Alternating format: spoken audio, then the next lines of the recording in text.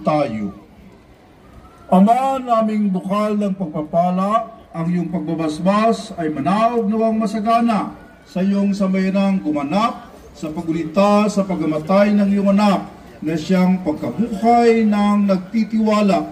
Ang iyong pagpapatawad ay sumapit nawa sa tanan, ang iyong pagpapatawad ay sumapit nawa sa tanan. Ang iyong pakikisamang maasahan ay iyong ibigay, ang panampalatayang banal naway maging matibay, ang kaligtasang walang maliw ay patatagin mong lubusan sa pamagitan ni Kristo, kasama ng Espiritu Santo, magpasa walang hanggan. Amen. Naganap na natin ang liturhiya ng pagdiriwang ng pagpapakasakit ng Panginoon at ngayon gaganapin natin ang paglilibing sa Panginoon. Halina at sundan natin si Jesus sa kanyang kamatayan, taglay ang pananalig na kung namatay tayong kasama ni Kristo, mabubuhay din tayong kasama niya. Jesus sa ilang, sa pangangalaga ng pamilya Magulay at Nosa. Ayon sa sulat ni San Mateo, si Jesus ay dinala ng Espiritu Santo sa ilang upang tuksoin ang diablo. Siya'y nag-aayuno sa loob ng 40 araw at 40 gabi, kaya't siya'y nagutom. Dumating ang diablo at sinabi sa kanya, "Kung ikaw ang anak ng Diyos, gawin mo ngang tinapay ang batong ito." Ang unang tagpo o imahen, ang panunukso kay Jesus sa ilang. Ang unang tagpo ng ating Panginoon, ang imahen, ang panunukso kay Jesus sa ilang. Ang matagumpay na pagpasok ni Jesus sa Jerusalem. Sa pangangalaga ng pamilya Red at Parga. Ayon sa sulat ni San Marcos, narating ni Jesus ang mga bayan ng Bethsaida at Betania, malapit sa may bundok ng Olibo. Nang mapapalapit na sila sa Jerusalem, pinauna ni Jesus ang 2 mga alagad at sinabi sa kanila, "Pumunta kayo at sumunod kayo sa nayon." Pagpasok, nakita niyo ang isang batang asno na hindi pa nasasakyan ni Numan. Kalagad iyon at dalhin sa akin dito. Ang ikalawang tagpo o imahe, ang matagumpay na pagpasok ni Jesus sa Jerusalem sa pangangalaga ng pamilya Red at Parga.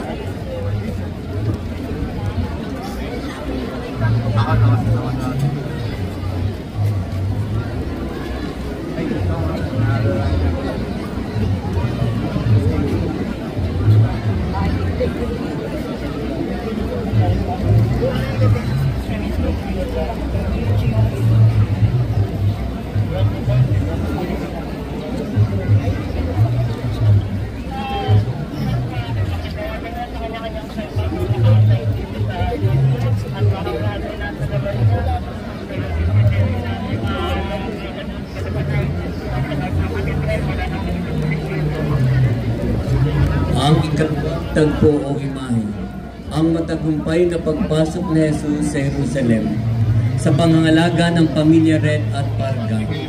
Ayon sa sulat ni San Mateo, narating ni Jesus ang mga bayan ng Bethsaida at Betania malapit sa may bundok ng mga Olibo. Nang papalapit na sila sa Jerusalem, pinauna ni Jesus ang 2 mga alagad at sinabi sa kanila, "Pumunta kayo at sumunod na sa nayon." Pagpasok ay nakita niyon ang isang batang asno na hindi pa nasasakyan ni Numan. "Talaga ninyo iyon at dalhin sa akin dito." Ang ikalawang tagpo o imahe, ang matagumpay na pagpasok ni Jesus sa Jerusalem sa pangangalaga ng pamilya Red at Parga.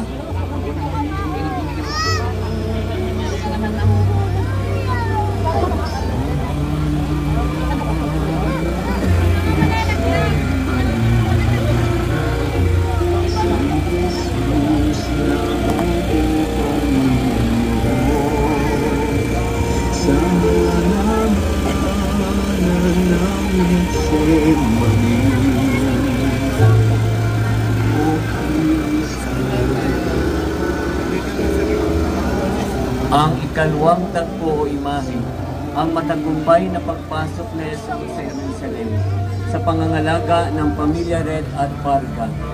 Ayon sa sulat ni San Mateo, narating ni na Jesus ang mga bayan ng Bethphage at Bethania malapit sa may bundok ng mga Olibo. Nang papalapit na sila sa Jerusalem, pinauna ni Jesus ang dalawa sa mga alagad at sinabi sa kanila, Pumunta kayo at sumunod sa nayon. Pagpasok, nakita ninyong ang isang batang asno na hindi pa nasasakyan ni numan. Kalagan ninyo iyon at dalhin dito sa akin. Ang ikalawang tagpo imahe, ang matagumpay na pagpasok ni Jesus sa Jerusalem. Ikatlong tagpo o imahe, ang pagpapakasakit ni Jesus sa halamanan sa pangangalaga ng pamilya Capistrano. Ayon sa sulat ni San Lucas, pagdating niya doon, sinabi niya sa kanila, Manalangin kayo upang hindi kayo madaig ng tukso. Iwan ninyo sila at pumunta sa di kalayuan at doon ay lumuhod at nanalangin. Ang ikalawang tagpo o imahe, ang pagpapakasakit ni Jesus sa halamanan sa pangangalaga ng pamilya Capistrano.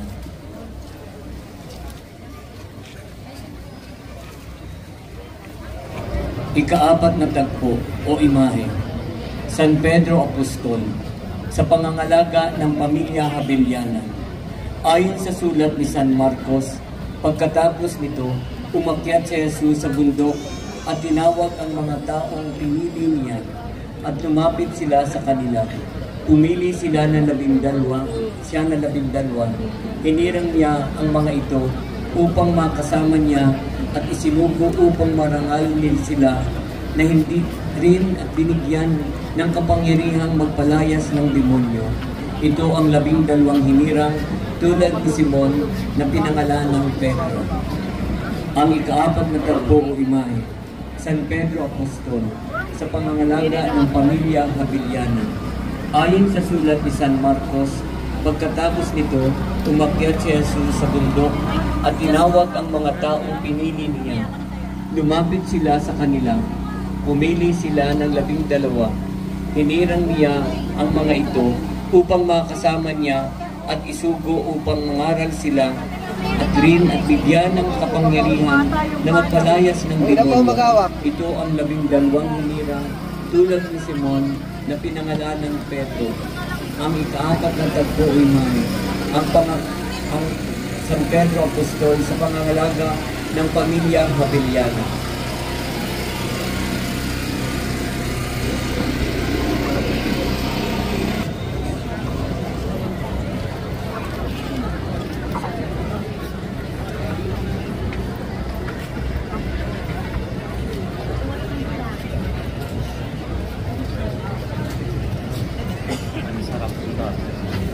Ikaapat na tagpo o imahe, San Pedro Apostol sa pangangalaga ng pamilya Habeliana at Baldubino.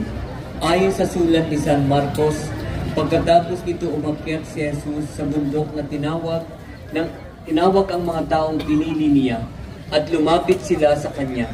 Pumili siya ng 12.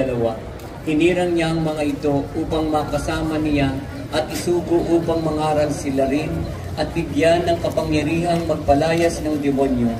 Ito ang 12 hinirang tulad ni Simon Pedro na pinangalan ng Pedro. Ang ikaapat na tagpo imahe, San Pedro Apostol sa pangangalaga ng pamilya Habeliana at Baldubino.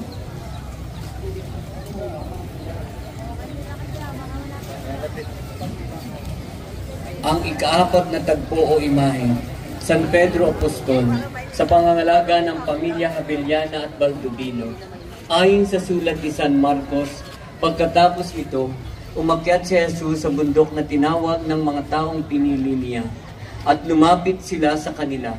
Pumili siya ng 12. Hinirang niya ito at mga ito ay upang makasama niya at isugo upang mangaral sila rin at binigyan ng kapangyarihan na magpalayas ng demonyo. Ito ang 12 hinirang tulad ni Simon na pinangalan ng Pedro. Ang ikaapat na tagpo imahe, San Pedro Apostol.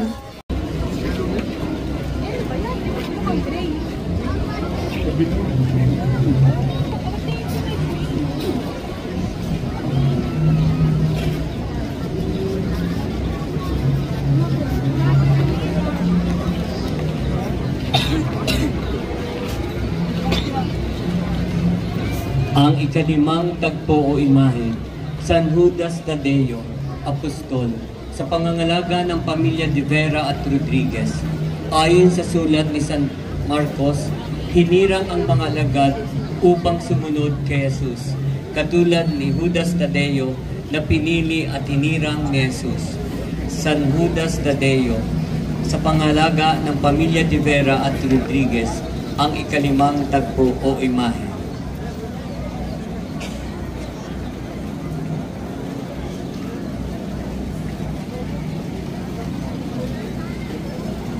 Ang ikalimang tagpo o imahe, San Judas Tadeo, Apostol, sa pangangalaga ng pamilya de Vera at Rodriguez.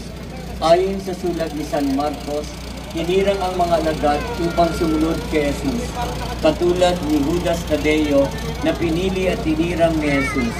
Ang ikalimang tagpo o imahe, San Judas Tadeo, isang apostol, sa pangangalaga ng pamilya de Vera at Rodriguez.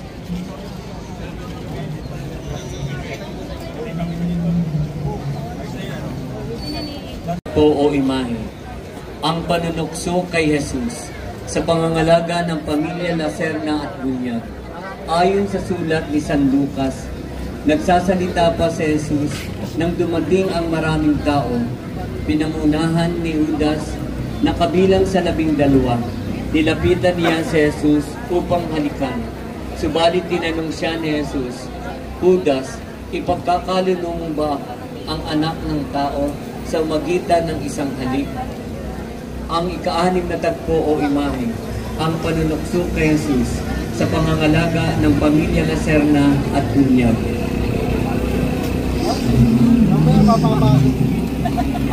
Ang ika-6 na tagpo o imahe, ang panunukso kay Jesus, sa pangangalaga ng pamilya Lacerna at Bunyag.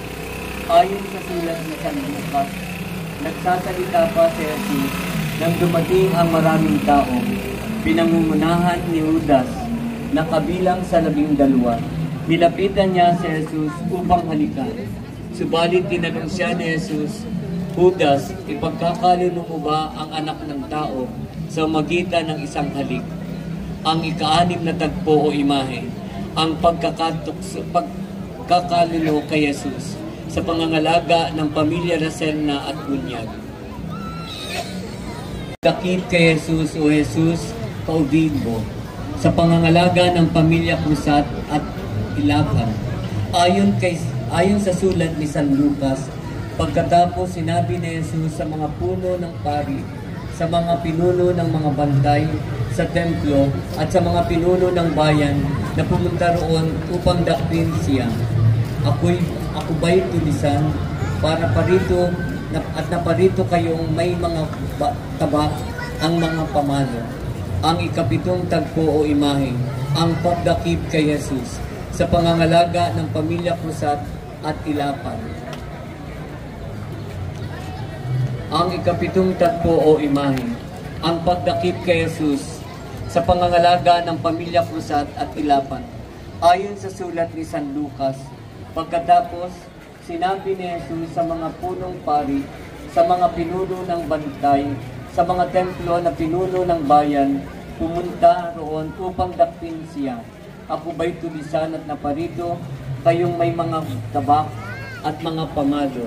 Ang ika-7 tagpo imahe, ang pagdakip kay Jesus, sa pangangalaga ng pamilya Cruzat at Ilapan.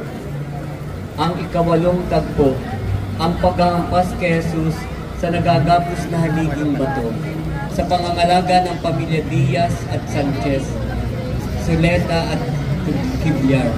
Ayon sa sulat ni San Mateo, si Jesus ay dinala ng mga kawal ng gobernador sa palasyo nito at nagkatipon ng buong batalyon sa paligid niya. Siya ay hinubaran nila at sinuotan ng isang balag na patingkad na pula.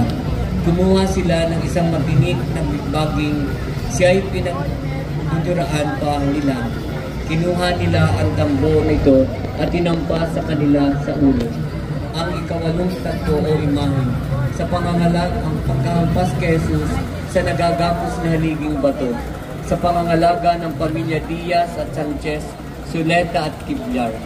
Ayon sa sulat ni San Mateo, Si Jesus ay dinala ng mga kawal ng gobernador ng palasyo nito at nagkatibo ng buong batalyon sa paligid niya.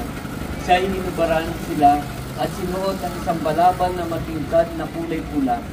Kumuha sila ng isang matinik na baging. Siya ay pinagduduraan pa nila. Kinuha nila ang tambo nito, iniampas sa kanyang ulo. Ang ikawalong tagpo o imahe, ang pagampas kay Jesus sa nagagapos na haliging bato, sa pangangalaga ng pamilya Diaz at Sanchez, Suleta at Kibyar. Ang ikasyam na tagpo, ang pagkalupaypay ni Jesus sa pangangalaga ng pamilya Navarro. Ayon sa sulat ni San Mateo, matapos kutsain ay hinubaran nila ng balabal at inampas at pinunit-punit hanggang sa bumagsak sa pagkakahampas si Jesus. Ang ikasyam na tagpo, ang pagkalupaypay ni Jesus sa pangangalaga ng pamilya Navarro. Ayon sa sulat ni San Mateo, matapos kutsain, hinubaran nila ng balabal at inampas at pinunit-punit hanggang sa bumagsak at pagkahampas ay kay Jesus. Ang ikasyam na tagpo o imahe, ang pagkalupaypay ni Jesus sa pangangalaga ng pamilya Navarro.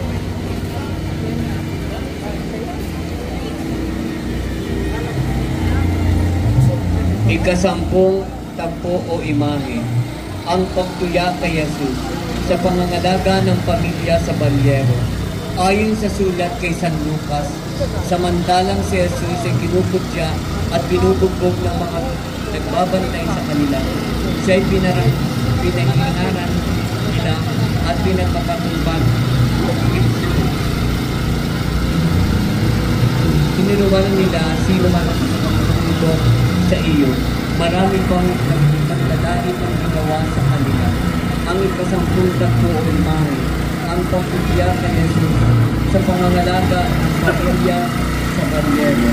Ayon sa sulat ng San Lucas, samantalang si Jesus ay kinukutya at binubugbog ng mga nagbabantay sa kanya, siya ay pinahilingan at pinagtatanong, pinulaan kung sino ang sumuntog sa iyo. Marami pang panlalait ang ginawa sa kanila. Ang ikasampung tagpo o imahe, ang pagkutya kay Jesus sa pangangalaga ng pamilya sa Balyero.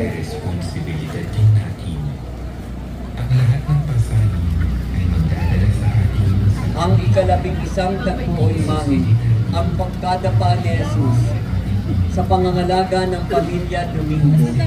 Ayon sa sulat ni San Juan, kaya si Jesus ay binigay sa kanila ni Pilato upang ipako sa krus. Kinuha nga nila si Jesus at lumabas sila na pasaan ang kanyang krus patungo sa lugar na kung tawagin ay Dako ng Bungo o sa wikang Hebreyo ay Golgotha. Ang ikalabing-isang tagpo imahe, ang paggampas kay Jesus sa pangangalaga ng pamilya Domingo.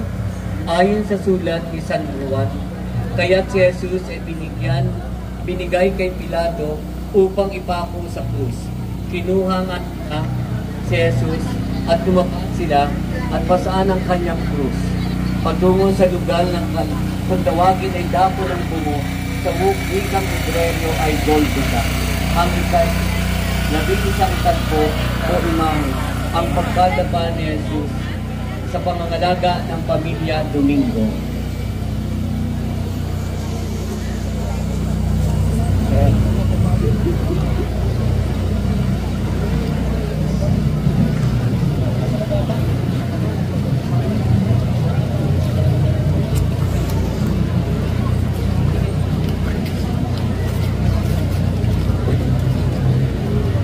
Ikalabing-dalawang tagpo o imahe, ang pagkakasalubong ni Jesus sa kanyang ina sa pangangalaga ng pamilya Amparo at Tison.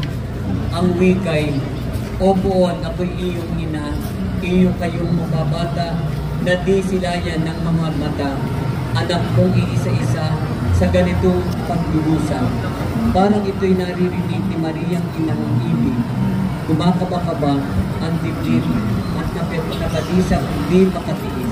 Ang ikalabing-dalawang tagpo o imahe, ang pagkasalubong ni Jesus sa kanyang ina sa pangangalaga ng pamilya Amparo at Tison.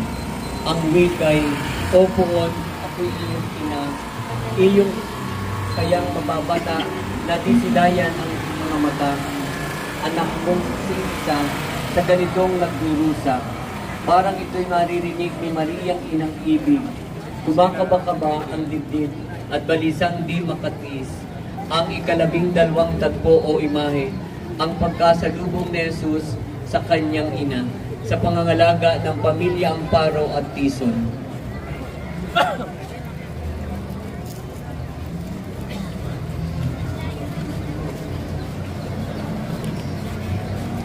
Ika-13 tagpo o imahe, Santa Veronica, sa pangangalaga ng pamilya Sorbano, de Luna at Quibada. Ayon sa sulat ni San Marcos, sinusundan si Jesus ng maraming tao, kabilang ang mga babaeng nananagoy at nananambitan dahil sa kanya. Nilingon siya ni Jesus at sinabi sa kanila, mga kababaihan ng Jerusalem, huwag ninyo akong tangisan. Ang tangisan ninyo ay ang inyong sarili at ang inyong mga anak. Tandaan ninyong darating ang araw na sasabihin nila, mapalad ang mga babaeng baog at mga sa sinapupunang hindi nagdalang tao at ang mga dibdib na hindi nagpasuso. Ang mga araw na iyo'y sasabihin sa mga tao na sa mundo, gumuho kayo sa amin, sapagkat kung ganito ang ginawa sa kahoy na sariwa, ano naman kaya ang gagawin sa tuyo? Ang ika-13 tagpo o imahe, Santa Veronica, sa pangangalaga ng pamilya Sorbano, de Luna at Quibada.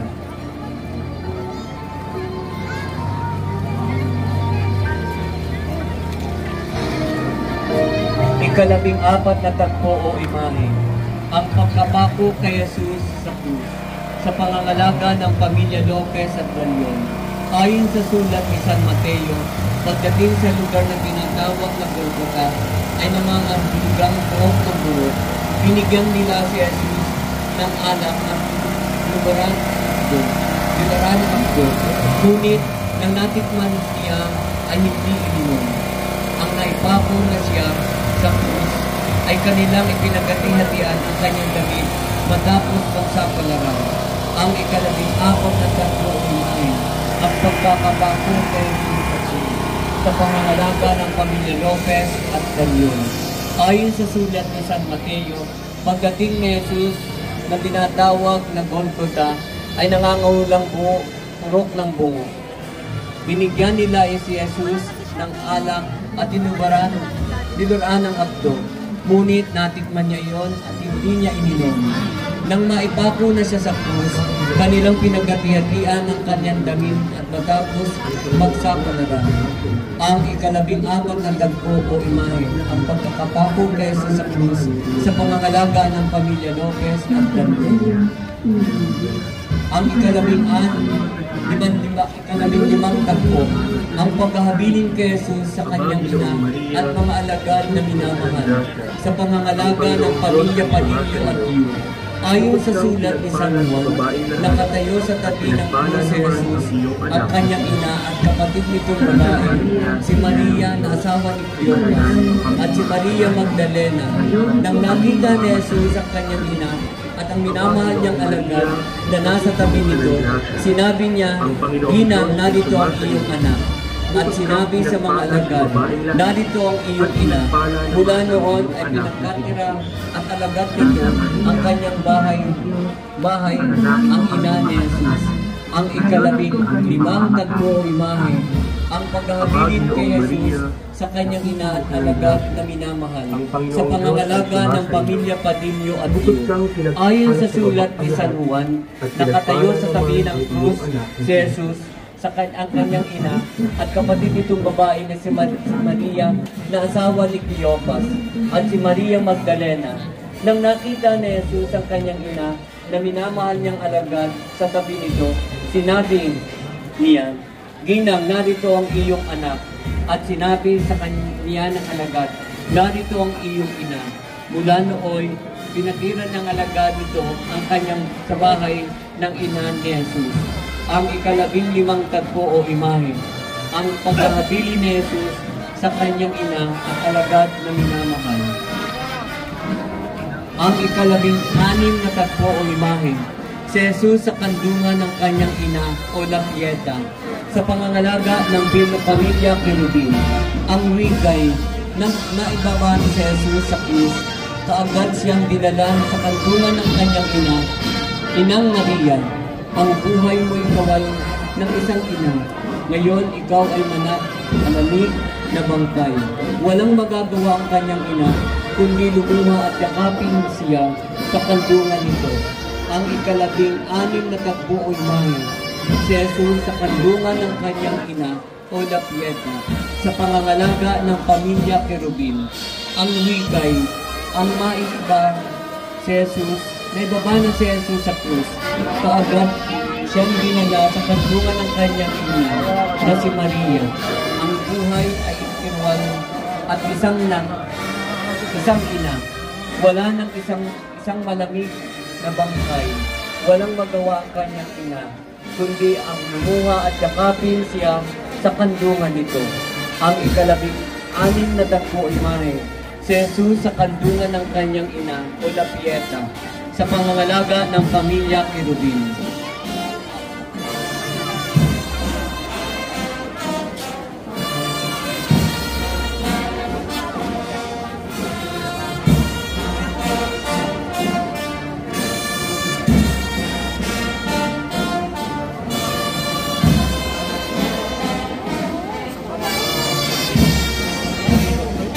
Kasunod pong tagpo ay ang Santo Inchero o ang paglilibing kay Jesus. Marami pa pong kasunod na tagpo pagkatapos po nito.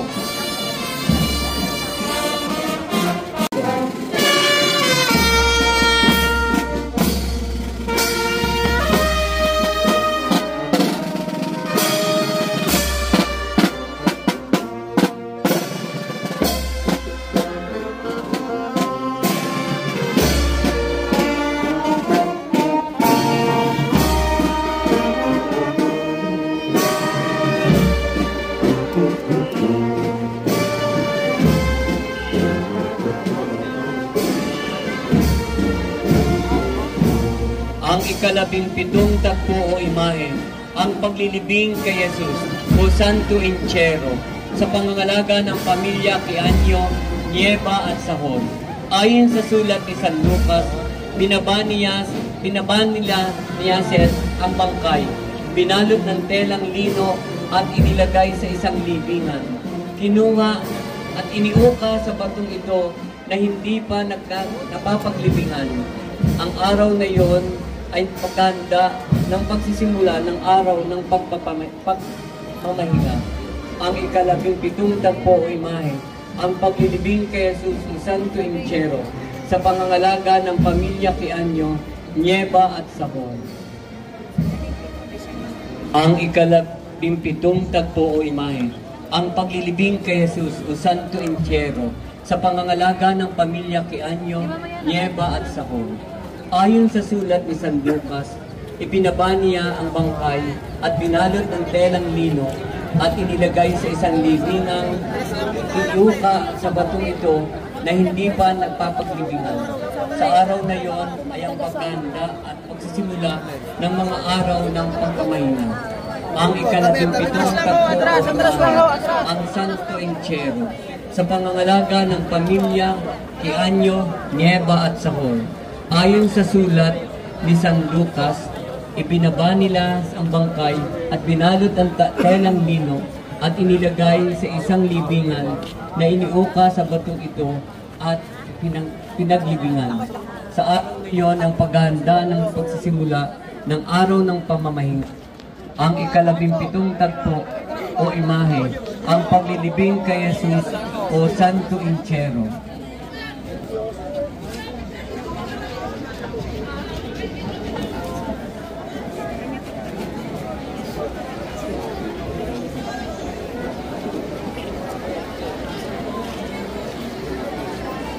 Pagkadaan po ng ikalabing-pito, meron pa po tayong natitirang 1 meron pa pong tagpo na po.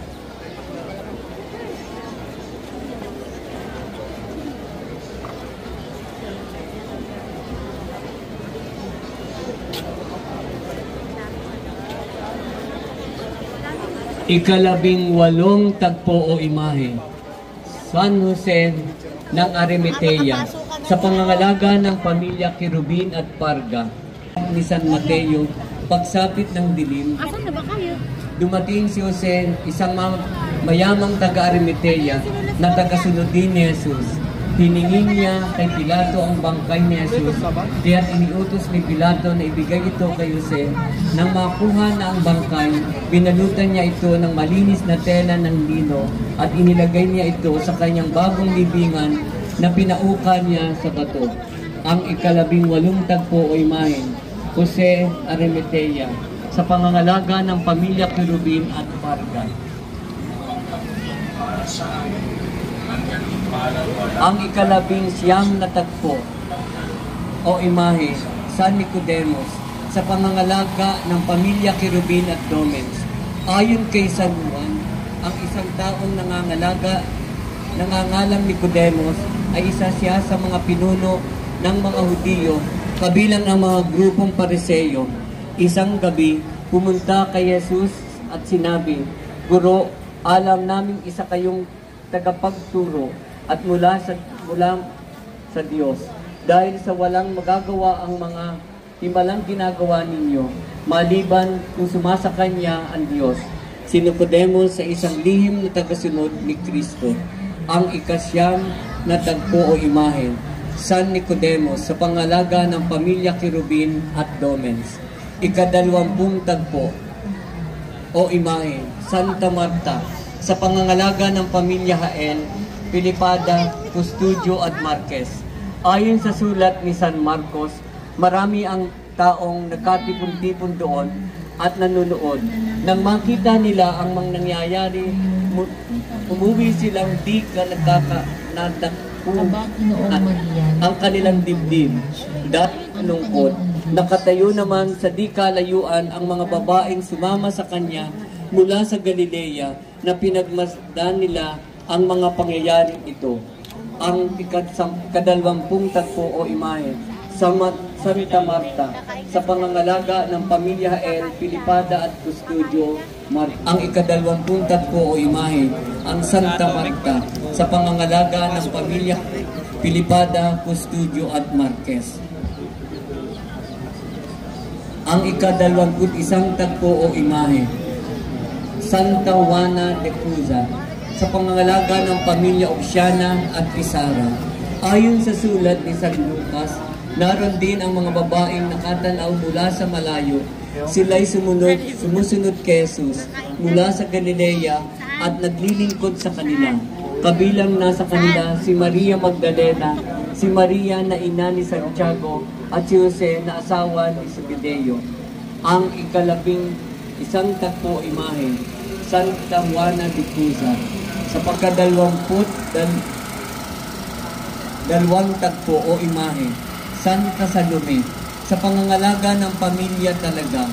Ayon sa sulat ni San Marcos, naroon din ang ilang babaeng nakatanaw mula sa malayo, kabilang na si Maria Magdalena, Salome at si Maria na ina na nakababatang Santiago at Jose. Ang ika-22 tagpo o imahen, Santa Salome, sa pangangalaga ng pamilya talaga. Ayon sa sulat ni San Marcos, naroon din ang ilang babaeng nakatanaw mula sa malayo, kabilang na sa kanila si Maria Magdalena, si Salome, at si Maria na ina na nakababatang si Santiago at Jose. Ang ika-22 tagpo o imahe, Santa Salome, sa pangangalaga ng pamilya talaga. Ang 23 tagpo o imahe, Santa Maria Cleope, sa pangangalaga ng pamilya Mayor at Rivera. Ayon sa sulat ni San Juan, nakatayo sa tabi ng krus si Jesus at ang kanilang ina, ang kapatid na babae nito si Maria, na asawa ni Cleopas, na naroon din si Maria Magdalena. Ang ika-23 tagpo o imahe, Santa Maria Cleope, sa pangangalaga ng pamilya Mayor at Rivera. 24 na tagpo o imahe, Santa Magdalena, sa pangangalaga ng pamilya Unson at Constantino. Ayon sa sulat ni San Marcos, Naroon din ang ilang babaeng nakatanaw mula sa malayo, kabilang sa kanila si Maria Magdalena, Salome at Maria na ina na nakababatan si Santiago at Jose. Mula sa Galilea ay sumunod sila at naglingkod kay Jesus. Naroon din ang iba pang mga babaeng kasama ni Jesus na papunta sa Jerusalem. Ang ika-24 na tagpo o imahe, Santa Magdalena, sa pangangalaga ng pamilya Unson at Constantino. 25 tagpo o imahe, San Juan Evangelista, sa pangangalaga ng pakikyagabatin. Ayon sa sulat ni San Juan, nang makita ni Jesus ang kanyang ina at ang minamahal na alagad na nasa tabi nito, sinabi niya, "Ginang, narito ang iyong anak." At sinabi niya sa alagad, "Narito ang iyong ina."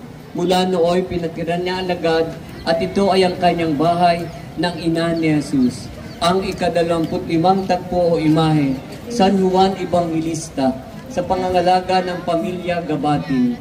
Ayon sa sulat ni San Juan, nakita ni Jesus ang kanyang ina at ang mga babae, mga minamahal na agad na nasa tabi nito. Ang ika-26 na tagpo o imahe, ang nagdadalamhang hating ina o Mother Dolorosa, sa pangangalaga ng Dolorosa Association at Parga. Ayon sa sulat ni San Juan, nakatayo sa tabi ni Jesus ang mga babaeng ina at ang kanyang kapatid na babae nitong si Maria Cleopas. Nadun din si Maria Magdalena. Nang makita ni Jesus ang kanyang ina na minamahal na alagad na nasa tabi nito, sinabi niya, "Ginang, narito ang iyong anak." At sinabi niya sa alagad, "Narito ang iyong ina." Mula nooy pinatira ng alagad nito sa kanyang bahay ang kanyang inang si Jesus. Ang ika-26 na tagpo o imahe, ang nagdadalamhating ina o Mother Dolorosa, sa pangangalaga ng Dolorosa Association.